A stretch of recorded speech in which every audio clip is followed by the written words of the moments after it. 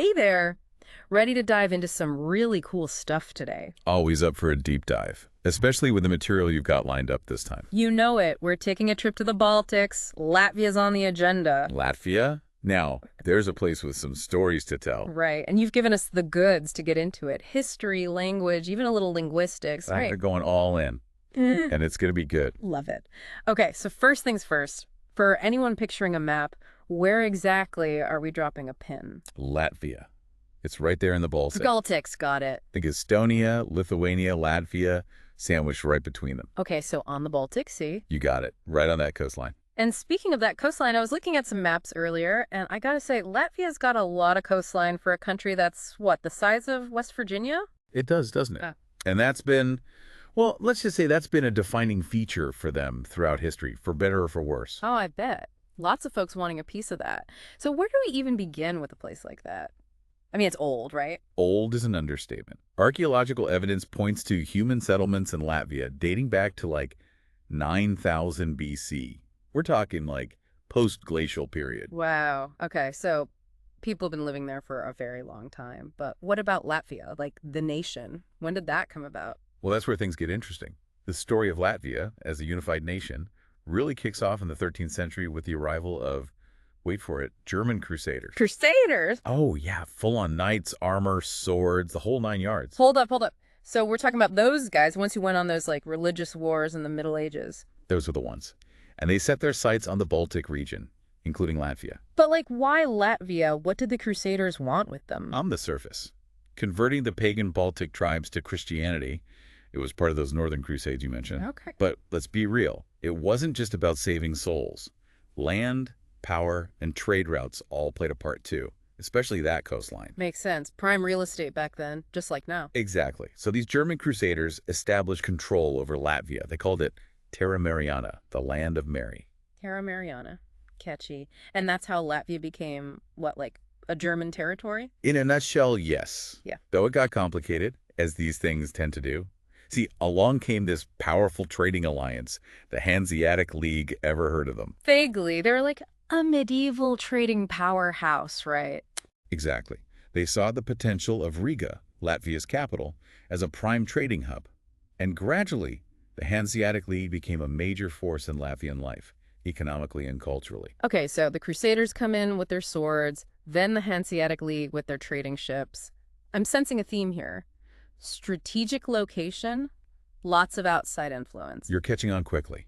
And it doesn't stop there. Over the centuries, Latvia became this, like, a tug-of-war prize between different empires. Oh no, not another tug of war. It's rough, right?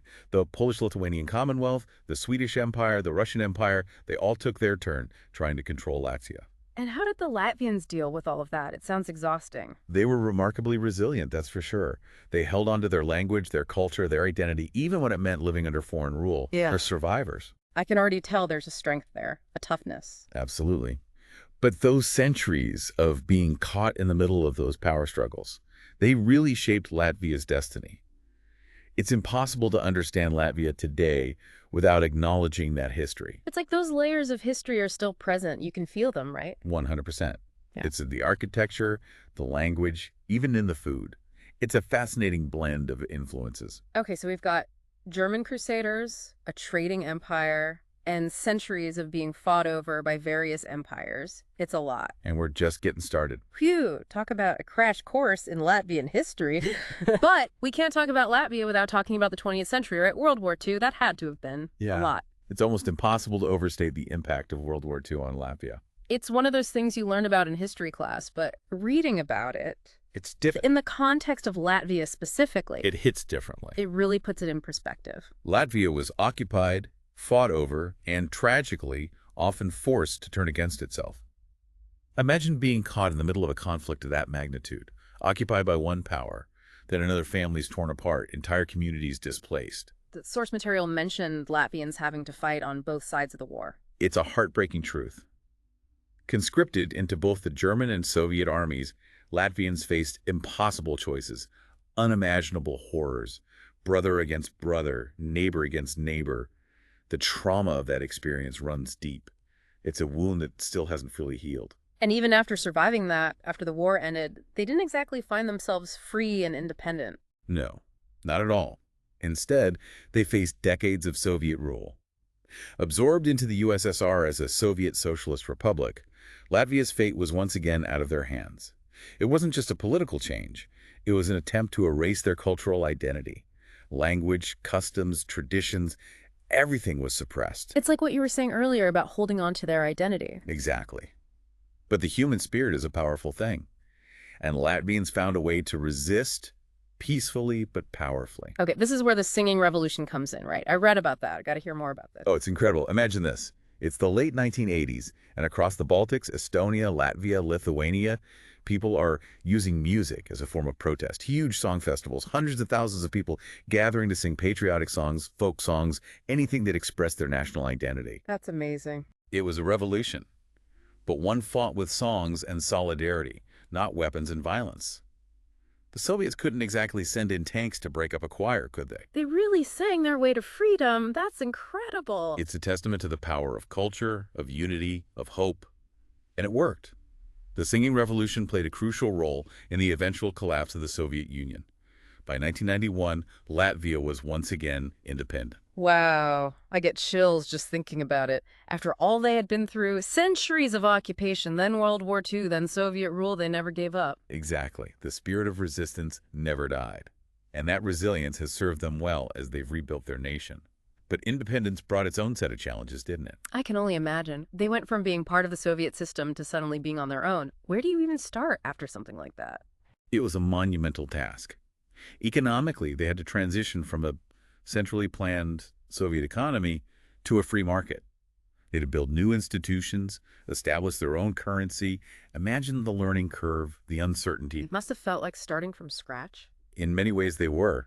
And then there was the issue of citizenship. Oh, right. The source material mentioned something about that, something about how it was handled being a bit complicated. It was a thorny issue. Latvia decided to grant citizenship based on a principle of legal continuity, recognizing those who'd been citizens before the Soviet occupation in 1940 and their descendants. But that left out a large portion of the population, ethnic Russians who'd moved to Latvia during the Soviet era. I can see how that would create tension. It did. And it's a debate that continues to this day. How do you balance historical claims with the realities of a diverse population? That's a tough one. No easy answers there. No, there aren't. But amidst those challenges, it's important to remember that Latvia has achieved a lot since regaining independence. They joined the European Union in 2004, adopted the euro. Those were huge steps. Right. And those were big decisions, big changes. They were, not without their critics, of course. But they also brought about economic growth, opportunities for their people. So it's a mixed bag, like so much of history. Definitely. And speaking of things with deep roots, let's talk about the Latvian language. This is where I geek out a little. It's like this linguistic time capsule, right? I knew you were going to say that. And you're absolutely right. Latvian is one of the two surviving Baltic languages. It's special. It's got this reputation for being really, really old. It is. It's incredibly archaic, meaning it retains features of Proto-Indo-European, the ancestor of languages like English, Greek, Hindi, you name it. Whoa. So by learning Latvian, I'm basically like traveling back in time. In a way, yes. It's like having a direct line to how people spoke thousands of years ago. That's amazing. And this whole thing with pitch accent, I read about. What's the deal with that? Ah, yes, pitch accent. It's one of the things that makes Latvian so fascinating, so unique. So like the tone of your voice changes the meaning of a word. Exactly. The same word, pronounced with a different pitch, can have a completely different meaning. It's like musical notes, but with words. Wow. That's pretty cool. No wonder Latvian folk songs are so powerful. I bet those pitch accents add a whole other layer of meaning. We were talking about the singing revolution earlier. Those songs must carry so much weight, so much history. Absolutely. The danas, as they're called, are like sonic tapestries woven with history, emotion, for, of course, those unique Latvian sounds. I'm adding listen to Latvian folk songs to my to-do list. They sound amazing. But before we get completely sidetracked by music, we have to talk about the consonant mutations. Because seriously, what is up with that? Okay. The consonant mutations. It's a bit of a linguistic brain teaser, I'll admit. I tried to wrap my head around it. I really did. It's like the consonants are shapeshifters or something. That's a great way to put it. Yeah. Basically, the way you pronounce a consonant can change depending on the sounds around it. Remember that example from the source material? The word for table Golds. Yeah, I remember that one. In isolation, it's Golds. But when it stands alone, that D at the end, it transforms into a T sound, so it becomes Gults. It's like linguistic magic. It's pretty neat, right? It shows just how intricate, how alive language can be. Okay, so we've covered ancient history, singing revolutions, and even mind-bending consonant mutations. But what about Latvia today? Where does this little country with such a big history fit into the 21st century world? That's the million-dollar question, isn't Yes, it? it's a really interesting question when you think about it, right? Yeah, totally.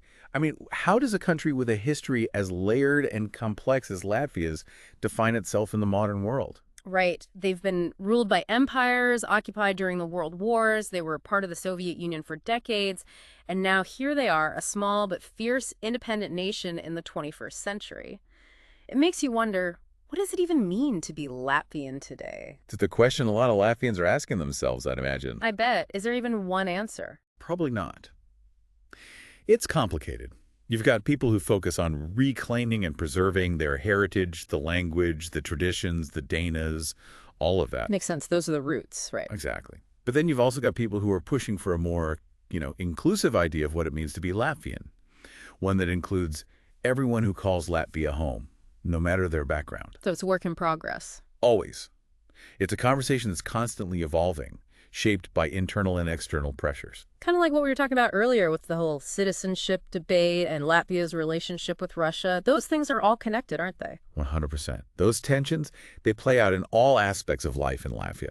Language policy, how they commemorate historical events. It's a constant balancing act, trying to find a way to acknowledge the past while building a shared future. It's like threading a needle, isn't it? Finding that path forward. Exactly.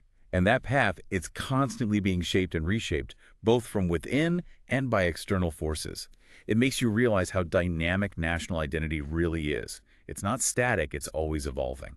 And speaking of evolving, I'm curious about how Latvia sees itself on the world stage. I mean, they're part of the EU, they're in NATO, but they're right next door to Russia. That's got to be, well, interesting, to say the least. Interesting is one word for it.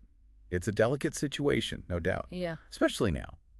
But through it all, one thing remained constantly strong: Latvia's resilience. You said it before, you can just feel it when you learn about them. It's undeniable. They've faced down some serious challenges over the centuries, and they've always found a way to come out stronger. It's inspiring, honestly. It really is. And it shows in their actions, not just their words. Look at how dedicated they are to protecting their environment. They've made huge strides in sustainability, even with the economic pressures they face. That tells you something about their values. That's a good point. It's one thing to talk the talk, but Latvia's walking the walk. For sure. And that, to me, that's a sign of a nation that's thinking about the future, about building something lasting. And on that note, as we start to wrap up our deep dive into all things Latvia, what's one thing you hope our listeners take away from this conversation? I think the biggest takeaway is that Latvia, for all its complexities, is a country that's very much alive. It's a place where the past and the present are in constant dialogue, a place with a rich history, a vibrant culture, and a whole lot of heart. Couldn't have said it better myself. It's been quite a journey, wouldn't you say? Absolutely. From ancient languages to modern-day challenges, we've covered a lot of ground.